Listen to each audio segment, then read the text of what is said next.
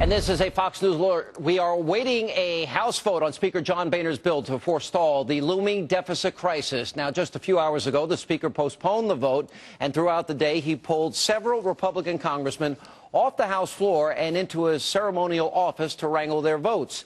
Now, Majority Leader Eric Cantor's office says there will be a vote tonight, but there's no indication when the House will resume. Now, once voting starts, the bill will need 216 votes to pass the House. After that, it'll head directly to the U.S. Senate, where Majority Leader Harry Reid is vowing to defeat it. And joining me now with their take are South Carolina Congressman Tim Scott, who has decided to vote against the bill, and Texas Congressman Michael Burgess, a member of the Tea Party caucus. Guys, welcome to the program. Thank you. Thank you very Sean. much. Thank you for having us. Congressman Burgess, have you indicated, from what I understood, you were kind of vacillating today? Yesterday, I certainly was. I was very undecided yesterday and possibly even leaning a little bit toward the negative side.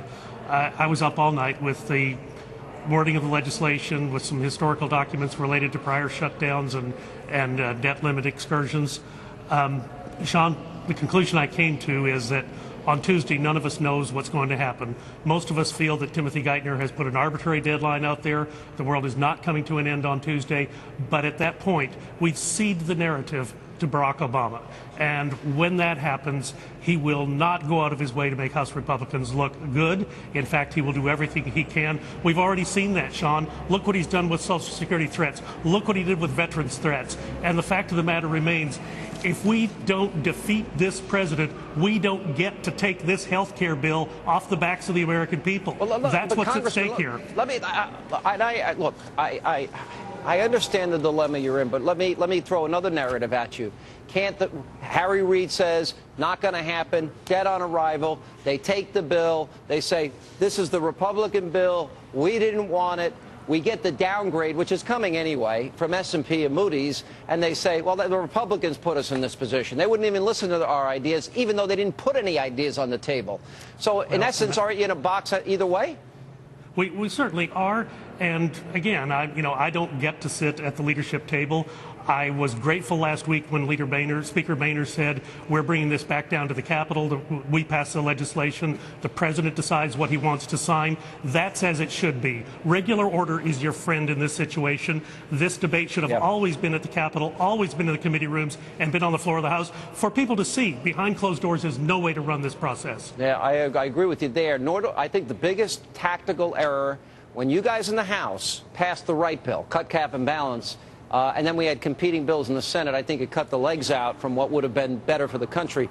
Congressman Scott, good to see you again, sir. Thank you for being here. Thank you for having me.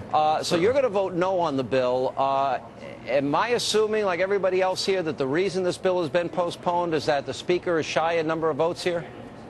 You know, that would seem to be the case, but I will tell you this, that as the bill stands today, I cannot support it for some very common sense reasons. And I grew up in a single-parent household, and I know that the women who are out there working 16 hours a day trying to figure out how to pass on the American dream to their kids, they want to know that the financial solvency of this nation has been taken care of. I took an oath of office, and I take a look in the mirror, and I say to myself, I cannot support this, because simply looking my mother in the face, looking other folks in the face, hardworking Americans, and saying that this is the best we can do simply is not good enough. All right, well, let me ask both of you this, and I'll ask you first, Congressman Burgess.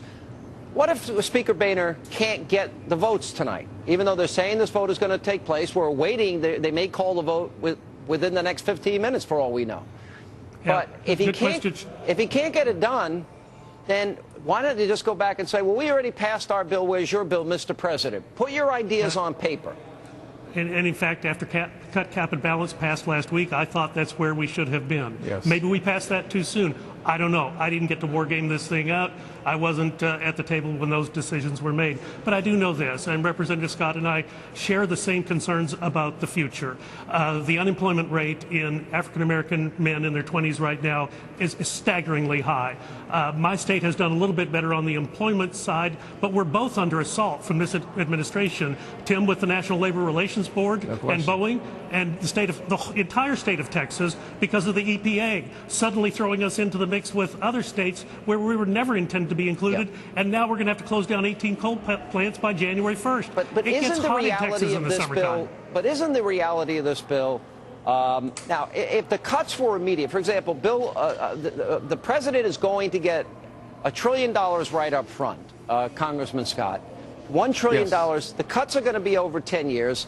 And in the intervening period, future Congresses are not necessarily going to be held to whatever cuts come in the future, number one. And number two, we're using a baseline where assuming CBO scoring out years out that is including 7, 8, 9% increases every single year in federal government spending. So there's still another $9 trillion in there that we're going to have over the 10-year period of new debt that we're accumulating. Shouldn't we be starting with a baseline that we stop increasing the amount of money that we spend every year? Sean, there are major problems with the bill, and I tell you what, even Speaker Boehner himself says he does not like this bill. I give him kudos for his hard work on making this conference try to come together around something. I will say that first-year cuts of less than $20 billion is not very attractive. The caps look really good, but not having the BBA attached to this makes it very much not the cut, cap, and balance that I've been supporting.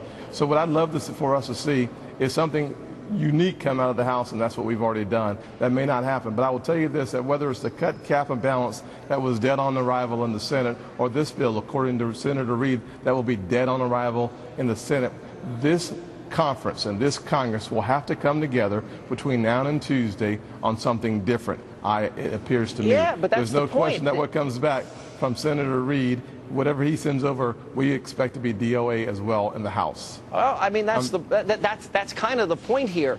You know, how have we gotten to this point with the president using all his scare tactics, all his fear-mongering, Congressman Burgess, using veterans and seniors as a wedge and political pawns in this battle? How have we gotten this far, and the president himself has never had the moral courage to put on paper and lead and tell the American people what his bill is?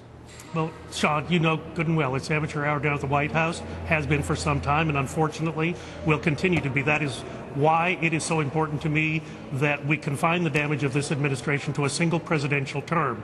I am afraid if we hand the narrative over to Barack Obama on Tuesday, he will use it to his advantage, as he is capable of doing, and ultimately will gain himself a second term. Look, the caps in this bill may not be the best, but they are very similar to the Gramm-Rudman caps from the 1990s, which did work until future Congresses undid them. In fact, they put some additional constraints on so that the Senate would require a 3/5 vote to exceed the caps, so they can't use a budgetary trick called reconciliation to avoid the caps with a 51% majority. There are some safeguards built in. It's not a great bill. But make no mistake, I am usually not the guy out here defending Speaker Boehner's plans. Usually these roles are reversed, so this is perhaps a little awkward for us, but I think the Speaker is doing the right thing right now. Maybe we were late to getting it to where it should have been.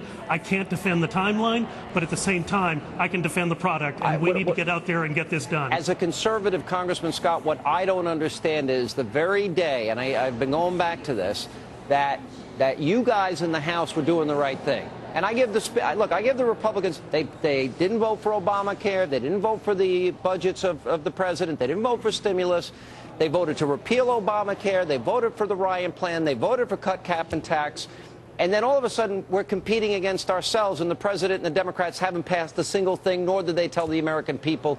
Tactically, is that a mistake when you negotiate against yourself? Well, there's one thing that you learn in sales, and I ran an insurance agency for a long time, and once you make your offer, you stop talking. You don't have a counteroffer, you simply stop talking, and that's what we need to do. We need to put the final thing on the table, and I hope that it would have been cut, cap, and balance, but it's not. So I'm hoping that we will put the final bill on the table and simply say, pass it or get your own bill scored by CBO and start being a leader to the American people and stop demagoguing the issue. It is time for real leadership from the White House. You've seen it in the Congress. Some of us do not like what we're actually working on, but the bottom line is Speaker Boehner is leading. You can't debate ghosts, Sean. Thank you both for your time tonight. We really appreciate it, and we are keeping an